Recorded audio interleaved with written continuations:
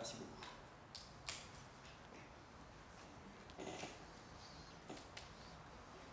Dans un texte de 2002, intitulé Un moment français de la phénoménologie, on peut lire les mots suivants qui sont comme un avertissement. La phénoménologie, par définition, ne devrait pas se préoccuper d'elle-même, mais des phénomènes.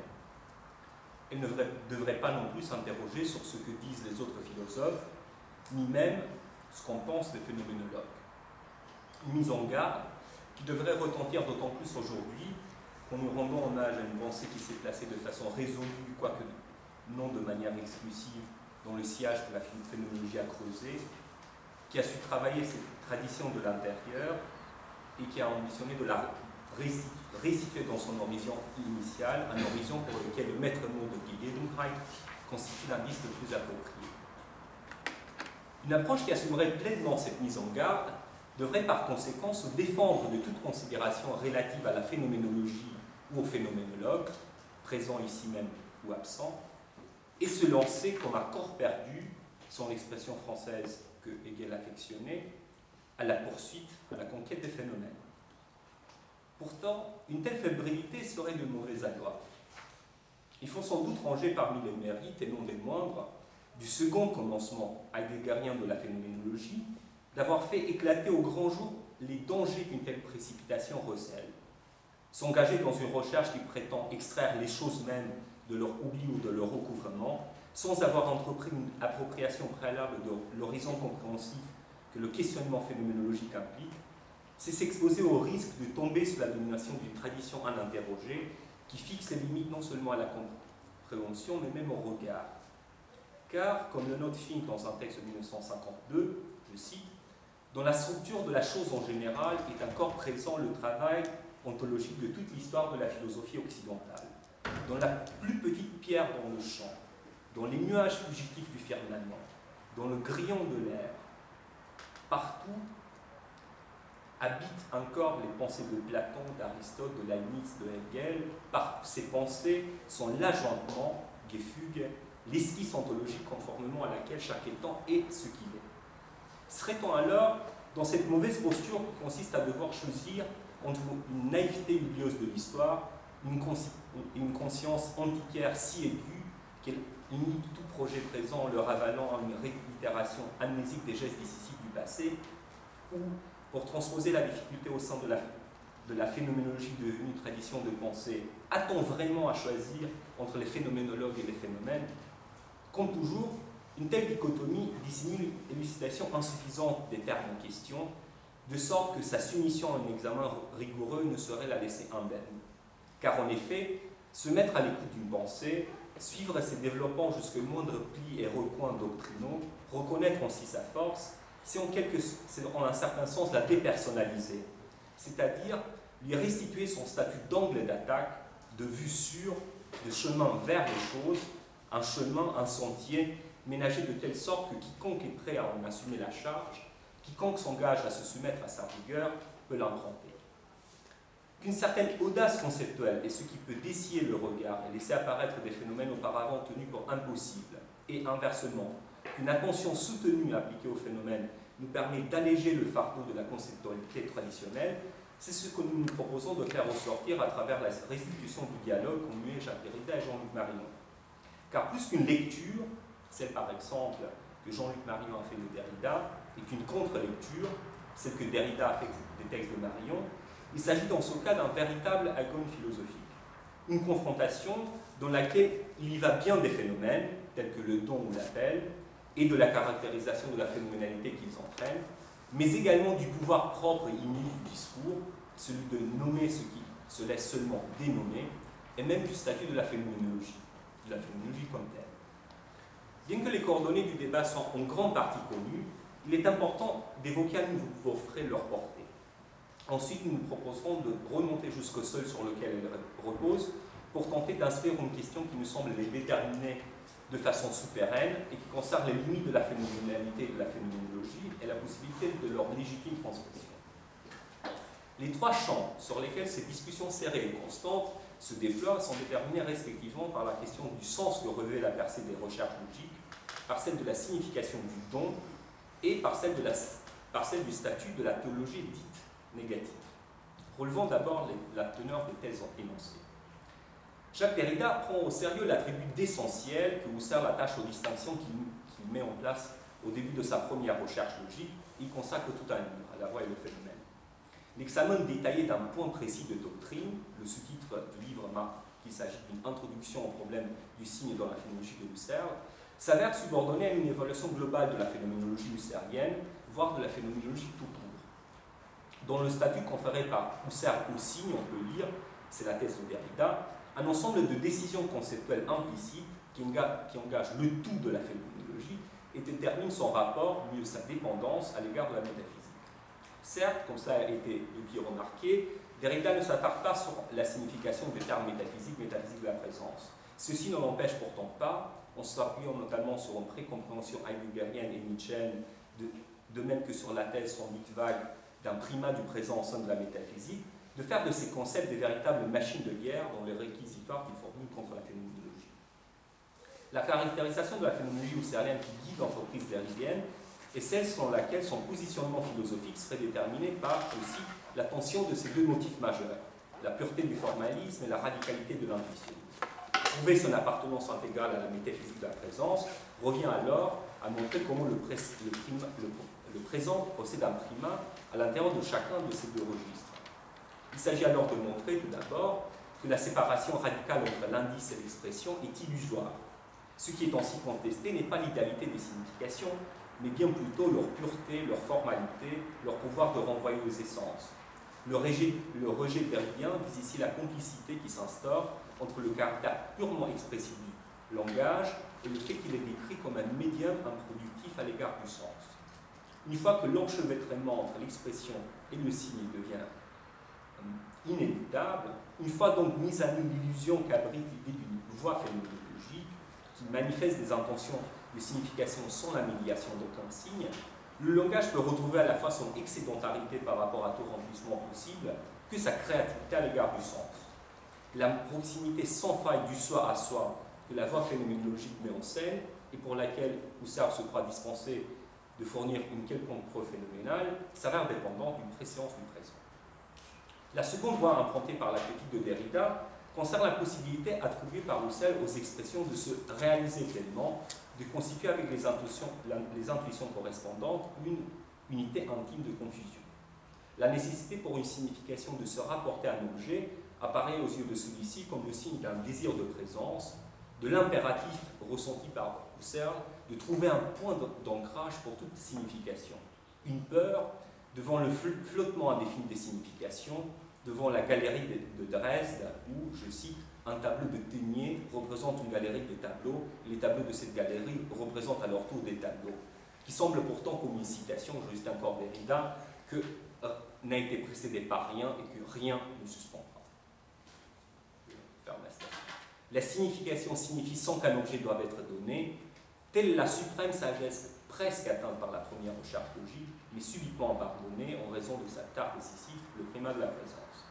C'est ce thème précisément, celui de l'autonomie de la signification par rapport à tout remplissement, que Derrida reprend à son compte, sans vouloir pour autant restaurer une prétendue vérité originelle de la phénoménologie. Car ce thème lui semble, au contraire, comme non phénoménologique par excellence, puisqu'il va à l'encontre du postulat intuitionniste de celle-ci. La phénoménologie reste alors, aussi bien dans son effectivité que dans sa possibilité, sous l'emprise de la métaphysique, et ce n'est qu'en l'abandonnant qu'on peut espérer s'y soustraire. La stratégie argumentative mise en place par Jean-Luc Marion dans le premier chapitre de Réduction et Donation vise à circonscrire, je cite, l'extraordinaire ambiguïté, la citation, des recherches logiques, en confrontant les lectures proposées par Heidegger et par Derrida. Les diagnostics opposés que ces deux interprétations avancent, à savoir que la percée husserlienne reconduit à la métaphysique, au contraire qu'elle permet d'y échapper, s'appuient tous les deux sur une même caractérisation de la percée que les recherches logiques opèrent, à savoir comme un élargissement de l'intuition. Mais alors que dans une optique derridienne, cela a pour effet néfaste de compromettre l'autonomie de la signification, Heidegger y voit l'émergence d'un sol, d'une assise pour la question de l'être. Comment rendre alors justice à ces deux interprétations, si profondément divergentes? Comment faire en sorte qu'elles puissent être simultanément vraies? Pour répondre à ce défi, Jean-Luc Marion est conduit à approfondir le sens de la percée husserlienne. En suivant la lettre du texte, il en ressort que, d'abord, et la signification et l'intuition sont des modes de l'unique donation seule originaire, citation de Jean-Luc Marion, ce qui conduit à réinterpréter la percée comme ouverture du champ de la donation. Pourtant, transcrire d'emblée la donation comme le fait Husserl dans le lexique traditionnel de l'intuition, en ménageant une place pour l'intuition catégorielle à côté de l'intuition sensible, c'est, je cite Marion, reculer devant son abîme, ferme la citation, ne pas prendre toute la mesure de son ampleur. Ni un seul, ni une clôture, la percée de 1901 est restituée comme un bouger, comme un tremblé. S'il y a bien un intuitionnisme husserlien qui se nourrit du rêve métaphysique d'une mise en présence de la totalité de l'étang, sa place dans le dispositif husserlien s'avère seconde, pour autant qu'on la rapporte à la manière dont il a été atteint, à savoir par la libération du champ de la donation. Le diagnostic derridien peut alors être ratifié tant que son champ d'application est soigneusement délimité.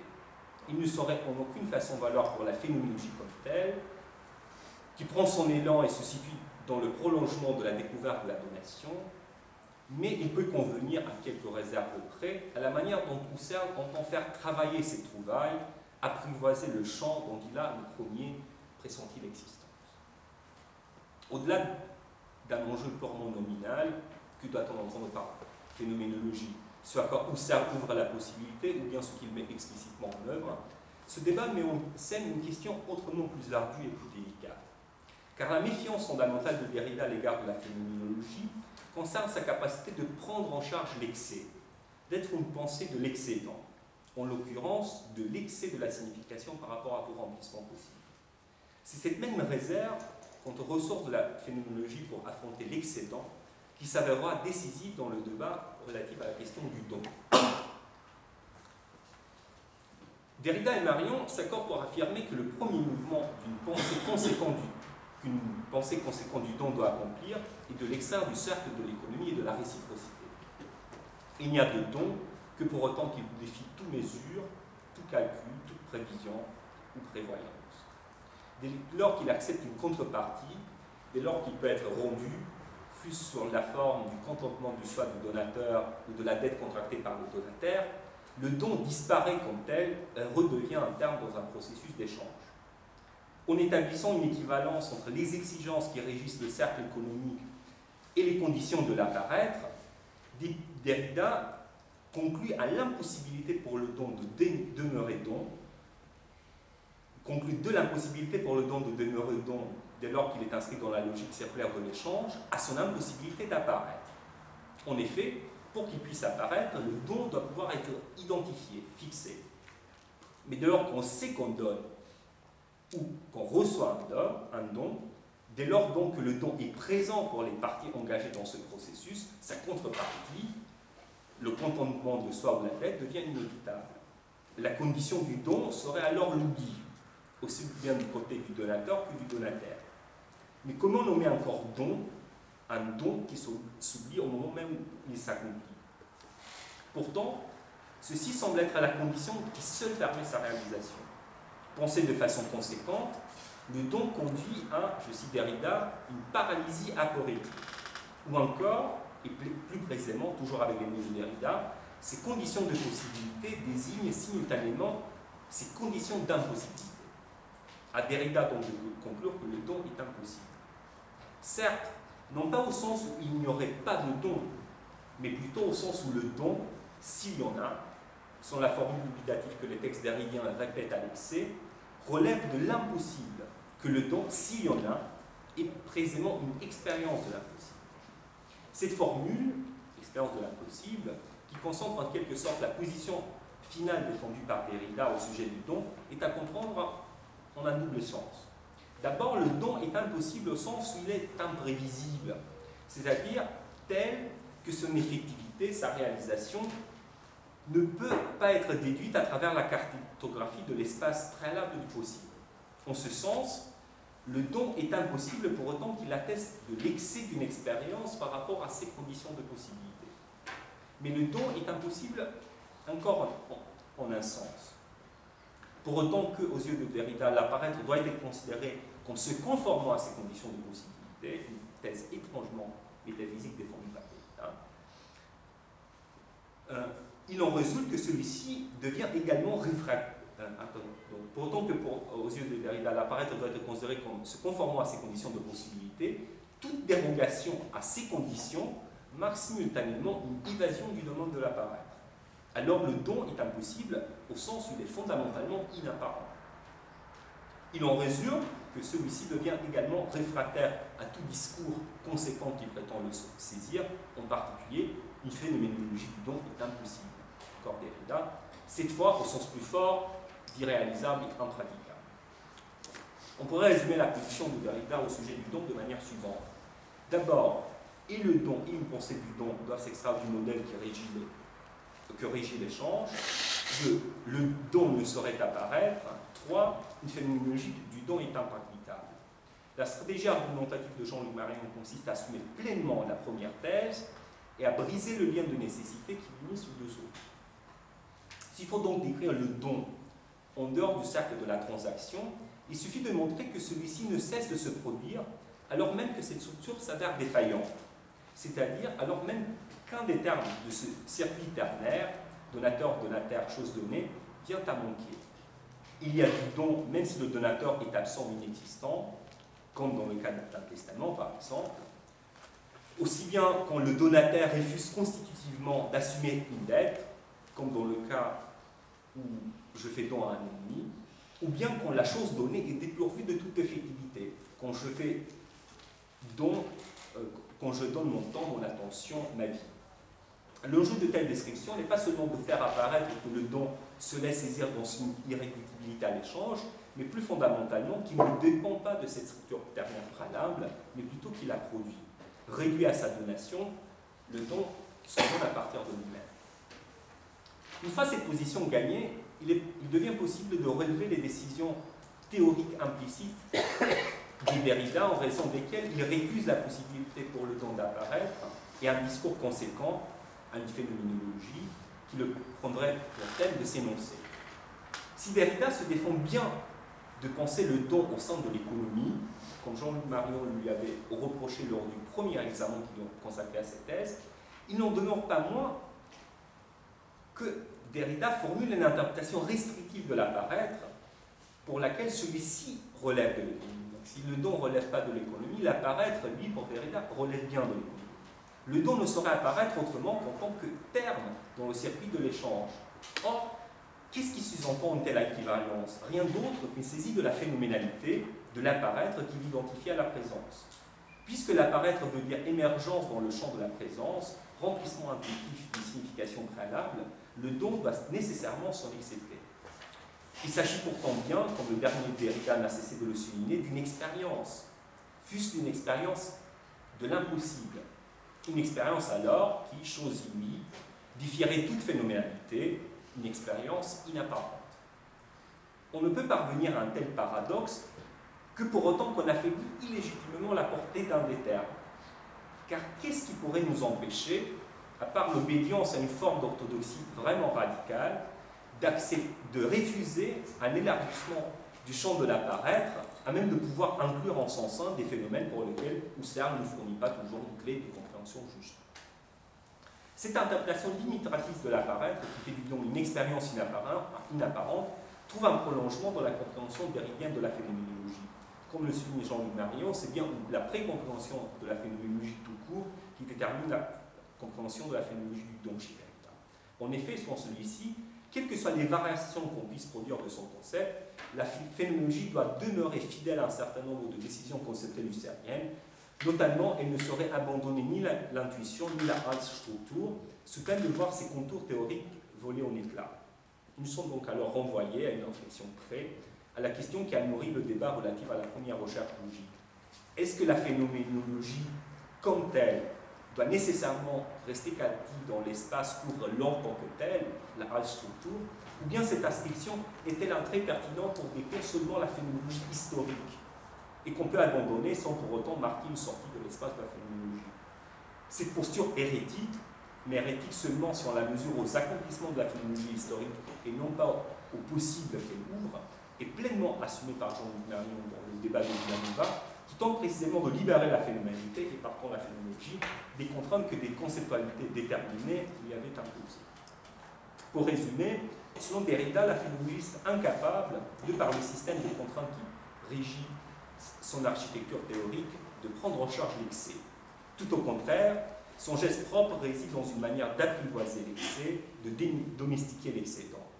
L'examen du débat sur le don nous a permis de faire apparaître une nouvelle figure de celui-ci, de l'excès.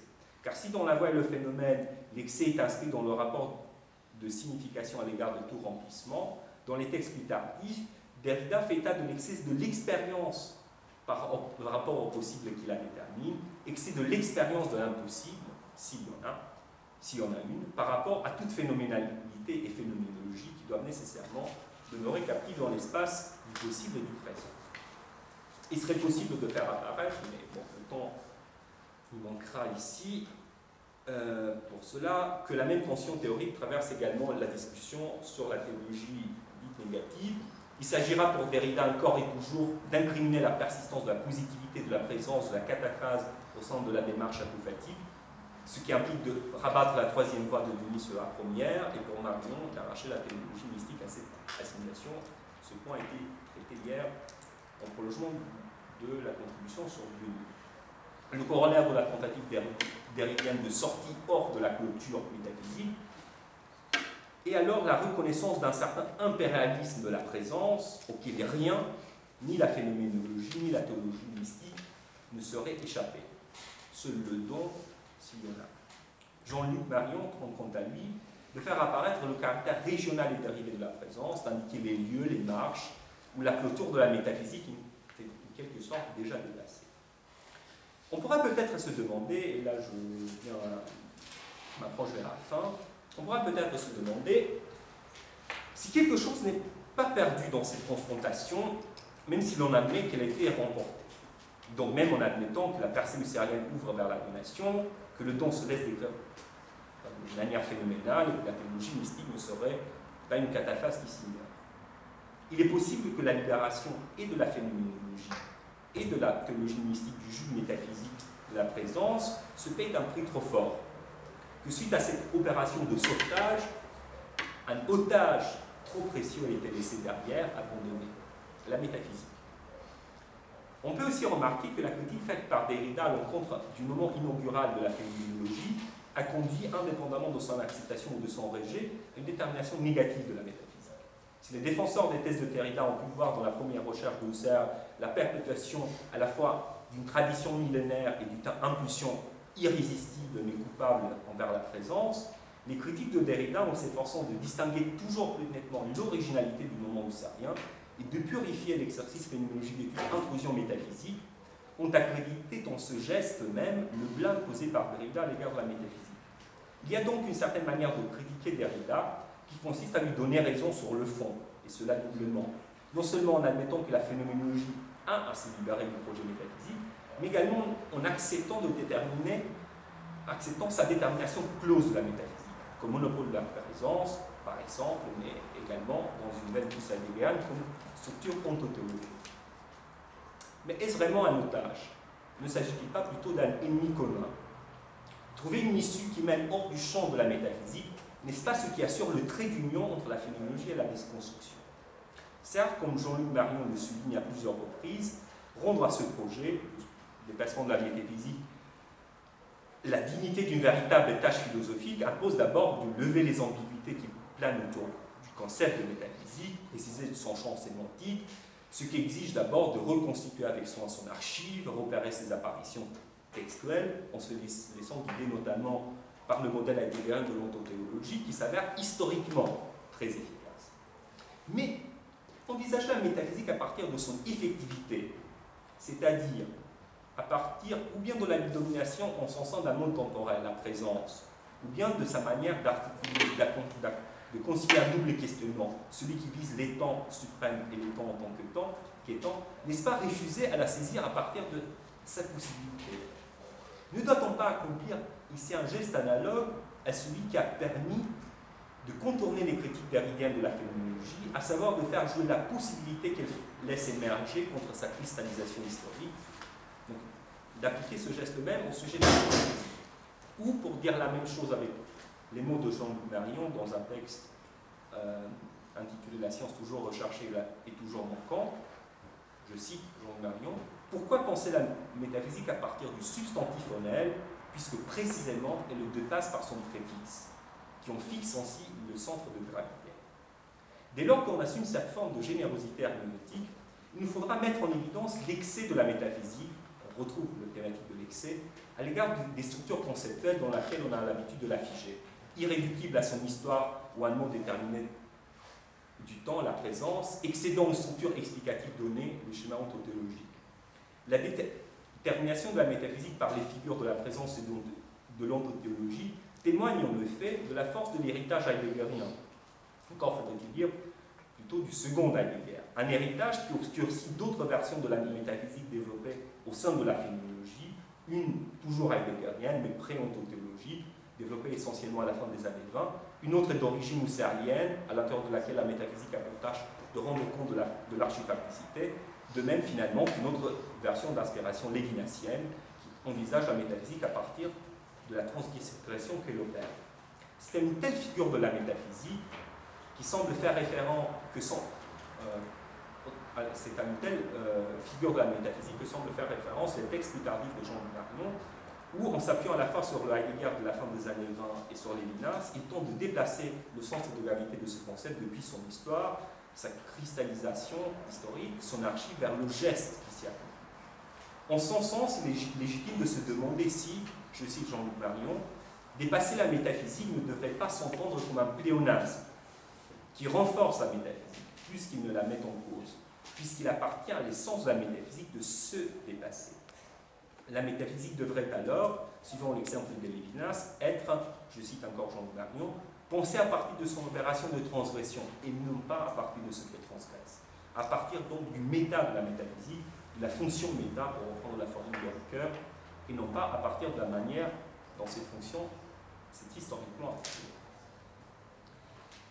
Au seuil du cours de 1935-36, édité sous le titre « Qu'est-ce qu'une chose ?», après avoir commenté l'anecdote sur Thalès et la servante Thrace, rapportée par Platon de Théétète, Heidegger exprime le souhait de préserver, je cite, de préserver le plus possible le nombre de métaphysique de tout ce qui s'y est attaché au cours de l'histoire. Il faudrait, poursuit-il, et c'est sur ce mot que je vais terminer, il faudrait que ce nom de métaphysique nous indique seulement cette démarche où l'on court grand risque de tomber dans le puits. Merci. Merci beaucoup.